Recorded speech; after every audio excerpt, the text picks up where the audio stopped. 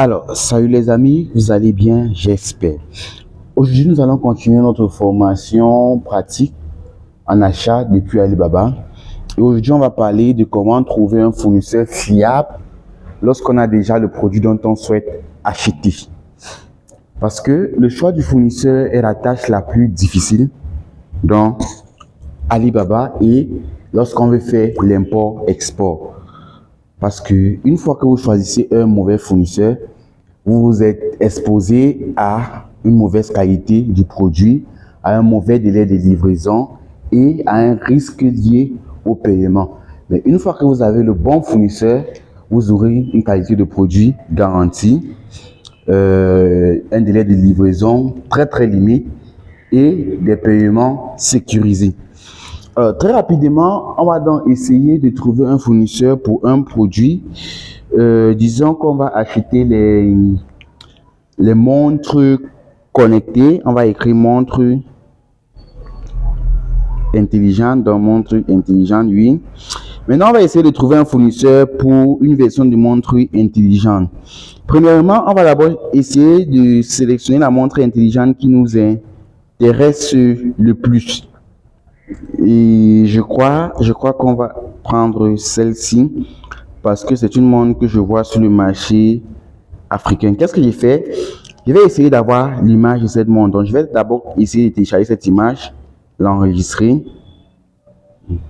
Essayer d'avoir une image également comme celle-ci. Je vais l'enregistrer.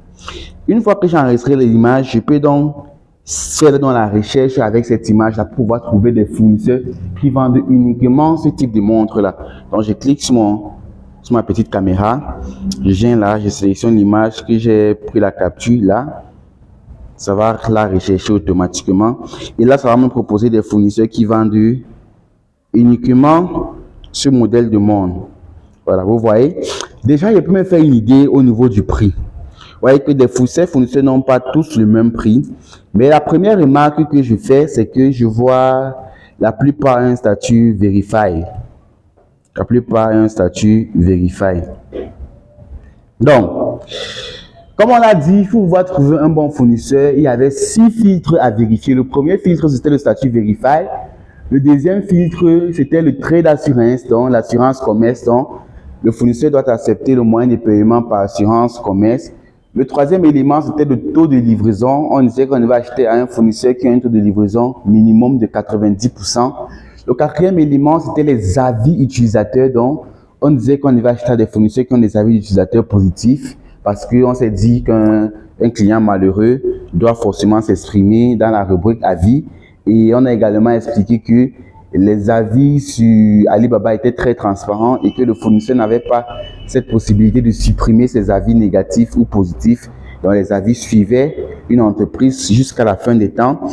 Et le cinquième élément, c'était le nombre d'années dans Alibaba. On a dit que pour des secteurs anciens, on devait acheter à des entreprises qui ont au moins sur 5 ans d'existence dans Alibaba. Et pour des secteurs nouveaux, on pouvait aussi également acheter à des entreprises qui ont 1 an, 2 ans d'expérience, mais à condition qu'ils respectent les 4 autres filtres. Et le sixième filtre dont on avait abordé, c'était le statut Gold Supplier.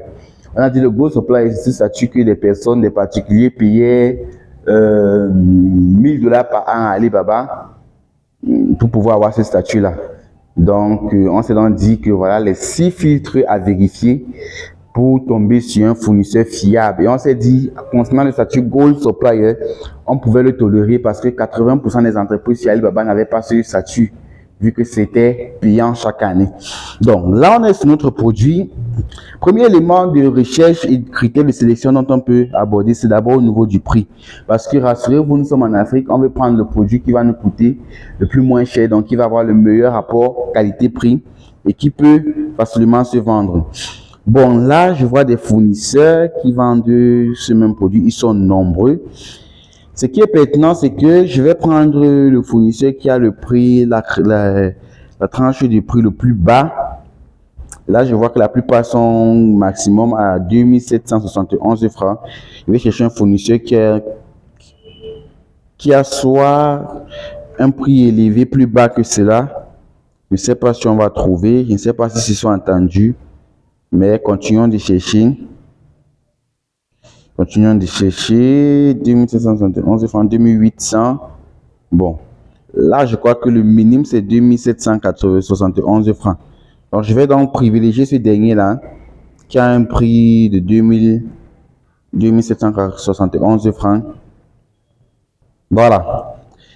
Dès que je privilégie celui-ci, voilà, j'entre là. Premier élément, c'est quoi? Qu'est-ce que je vais donc faire? Je vais regarder. Bon, là, je vois, c'est effectivement le produit que je veux. C'est la T900 Ultra 2.8. Je vais donc essayer de voir tous ces différents filtres-là dont on s'est dit. Je vais descendre jusqu'à la fin. Quand je descends jusqu'à la fin, qu'est-ce que je vois à ce niveau? Je vois Verify Supplier à ce niveau-ci. Je vois Verify Supplier. Là, je vais un peu entrer sur son profil. Voilà. Sur son profil, je vois Verify Supplier. Je vois le nom de son entreprise, Saint-Chen, comme on a dit, le nom de l'entreprise avec comme premier mot sa ville. Saint-Chen, c'est une ville en Chine. Et maintenant, le nom de l'entreprise suit. Maintenant, je vois le Verify Supplier. Je vois la petite couronne jaune à ce niveau ici qui me dit que l'entreprise utilise dans le trade d'assurance, dans l'assurance commerce. Je vois la note de l'entreprise, elle est de 4,3 sur 5, c'est bon. Je vois son nombre d'années sur Alibaba, elle a 5 années sur Alibaba, c'est bon. Donc, on peut traiter avec elle. Donc, je vais sauvegarder son nom, je peux prendre même une capture ou bien directement l'envoyer un message pour pouvoir entrer en contact avec lui parce que je vais entrer en contact avec plusieurs fournisseurs. Et je vais discuter avec, et je peux même entrer en contact avec 5 fournisseurs. Je vais discuter avec les 5 fournisseurs et comparer les prix pour pouvoir ressortir avec le meilleur rapport qualité-prix. Là, je vois que ce fournisseur, lui, il est fiable parce que il respecte les filtres dont on s'est dit. Il a le statut Verify 1, il a le Trade Assurance 2, il a une note de plus de 4 sur 5, 3, il a 5 ans d'existence sur Alibaba, 4. Maintenant, on peut donc essayer de lire ses avis. Donc là, je vais rentrer pour lire les avis. Je vais le voir quelque part ici. Quelque part là, voilà. Avis sur la boutique. Je clique sur avis sur la boutique. Je vais lire les avis. Je vais lire ce qui se dit sur ce fournisseur pour voir s'il se dit pas mal de bonnes choses. Voilà, voici quelqu'un qui dit: je suis satisfait, j'ai bien reçu ma commande et ceci dans les délais. J'ai également été traité avec courtoisie, merci. Donc un avis positif. Voici un avis négatif qui dit mauvaise qualité. Vous voyez déjà, on a eu un avis négatif. Le 21 décembre, c'est pas bon signe. After receive the sample, I like the product setup. Oui, voici un avis positif. Voici un avis négatif le 20 décembre qui dit does not work unless. Donc, un deuxième avis négatif. Voici un troisième avis positif. Le 19 décembre, trop cool le fournisseur, c'est avec respect, il traite ses clients, ce qui m'a le plus plu chez lui. Merci encore pour l'honnêteté. Oui, voici la personne qui a envoyé des images. Oui, voici la personne qui a envoyé les images du produit en question. Là, ce sont les images réelles parce que vous pouvez remarquer la main de ce monsieur. C'est une main africaine parce qu'elle est noire, les amis, elle est noire, c'est une main africaine. Donc, je voudrais attirer votre attention au niveau des avis, c'est que les avis ne sont pas uniquement faits par des particuliers, par les personnes de bonne foi. Il y a aussi de la concurrence qui peut venir laisser des avis négatifs, oui, juste pour nuire à des particuliers. Donc, ce que je conseille souvent à des personnes, c'est de faire le ratio, le nombre d'avis positifs contre le nombre d'avis négatifs et également jauger l'impact de ces avis positifs-là. Est-ce que ça accompagne des preuves et tout? Et le délai, est-ce que l'avis est récemment fait? Voilà pourquoi moi, mon petit doigt me dit que on a retrouvé 2 avis négatifs sur cette page, mais mon petit doigt me dit que c'est un fournisseur fiable qui fournit des produits de très bonne qualité et dont je peux effectivement traiter avec lui parce qu'il a également une très bonne note et il a des avis positifs. Donc, je peux garder dans ce fournisseur. Vous voyez également, même au niveau de son taux de livraison, voici son taux de livraison. 98,3% du taux de livraison. Donc, ce fournisseur, il est OK à tous les niveaux. Le seul élément, le seul filtre qui n'a pas, c'est le Bull Supplier. Et comme on vous a dit, on peut tolérer ce filtre parce que 80% des entreprises n'ont pas ça sur Alibaba. Donc, une fois que j'ai vu que celui-ci est quand même convaincant, qu'est-ce que j'ai fait? Je peux cliquer sur discuter maintenant avec lui. Je clique sur discuter maintenant. Directement, ça m'envoie dans sa boîte de messagerie. Oui, ça va charger un peu, quelques temps. Ça va charger. Directement, ça m'envoie dans sa boîte de messagerie et je peux lui laisser un message. Le problème, c'est que quand je clique sur discuter maintenant, ça ne sélectionne pas le produit en question. Je vais donc rentrer, je vais cliquer sur commander pour voir ce que ça va me dire. Donc, commander va me demander de composer ma commande. Mais commander peut aussi nous permettre d'entrer en contact avec le fournisseur. Vous allez voir ce qui va se passer. La connexion, elle est de mauvaise qualité. Je vais un peu essayer de basculer vers mes datas normales parce que là, je suis connecté au Wi-Fi. Je suis dans mes datas normales, je vais rafraîchir. Voilà, dans mes datas normales, ça passe. Je vais un peu mettre une quantité ici. Je vais envoyer sur commander. Non, commander ne va pas marcher à ce niveau. Je vais dire leave. Quitter, on va avancer. Voilà, je vais entrer en contact avec ce fournisseur parce qu'il y a des fournisseurs dont il n'y a pas de bouton contacter maintenant à ce niveau-ci. Donc pour entrer en contact avec lui, je vais procéder autrement. Je vais aller sur demander. Voilà. Quand je vais cliquer sur demander, vous voyez, bonjour, je suis intéressé par ce produit. Je peux laisser ce message par défaut ou bien je peux écrire ma part de message, mais je vais laisser cela par défaut. Je peux ajouter, vous voyez, je peux ajouter. Je peux mettre mon nom, mon prénom pour dire que je m'appelle Braël. Oui. Et je clique sur envoyer. Vous voyez, automatiquement, ça a envoyé ma demande. Voilà ça. Au fournisseur. Bonjour, je suis intéressé par ce produit Braël. Maintenant, il va me répondre.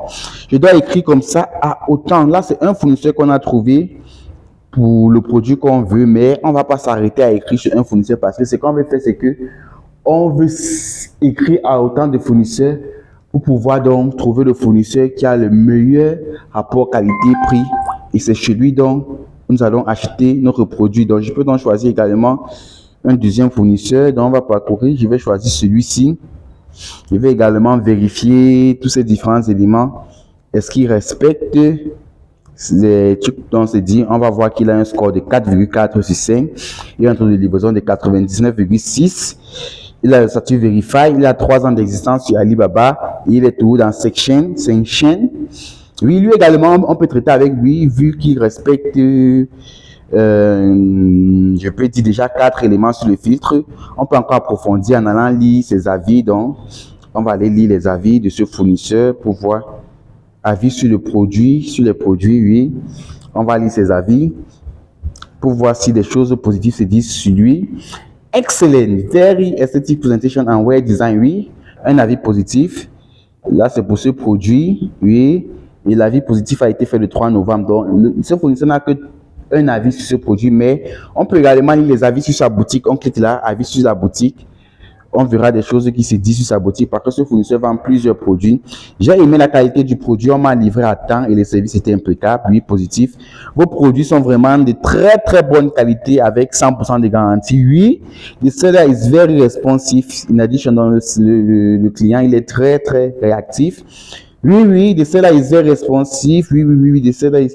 Bon, en fait, là, on peut remarquer que contrairement à la page précédente, sur cette page-ci, on a plus d'avis positifs.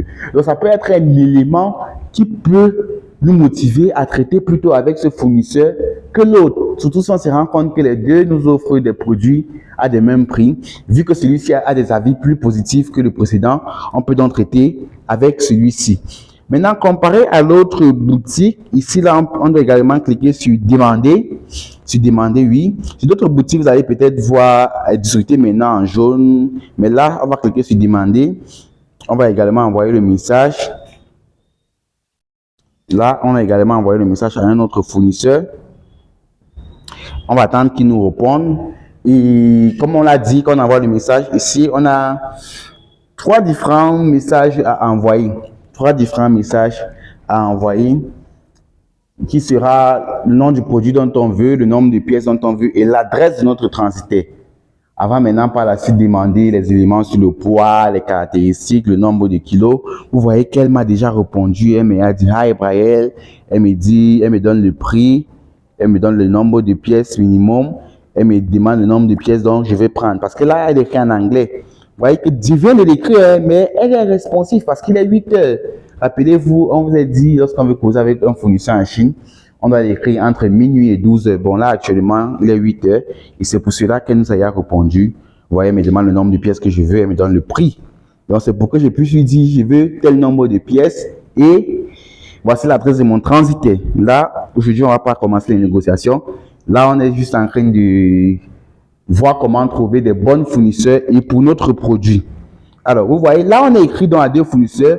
Vous pouvez donc écrire à 3, 4, 5, dépendamment du temps que vous avez, même pour pouvoir trouver le fournisseur qui vend votre produit à très bon prix. Et je voudrais également attirer votre attention. Vous voyez déjà, là, je n'ai que sélectionné des fournisseurs qui ont déjà au premier abord ce Verify ici. Très important, ne traitez pas avec des fournisseurs qui n'ont pas ce Verify. Maintenant, une fois que vous entrez dans leur profil, vous partez donc vérifier les autres éléments, les autres filtres pour voir s'ils ont le statut Verify, pour voir leurs notes, pour voir les avis, pour voir le taux de réponse, pour voir le nombre d'années d'expérience sur Alibaba. Et vous devez le faire comme ça pour tous les produits. Et dans ce cas, vous allez vous rassurer de traiter avec des fournisseurs fiables qui vous vendront des produits de qualité et vous livreront dans un délai très limité et également dont vous n'aurez aucun risque de paiement. Merci les amis et retrouvons-nous à très bientôt pour la prochaine vidéo.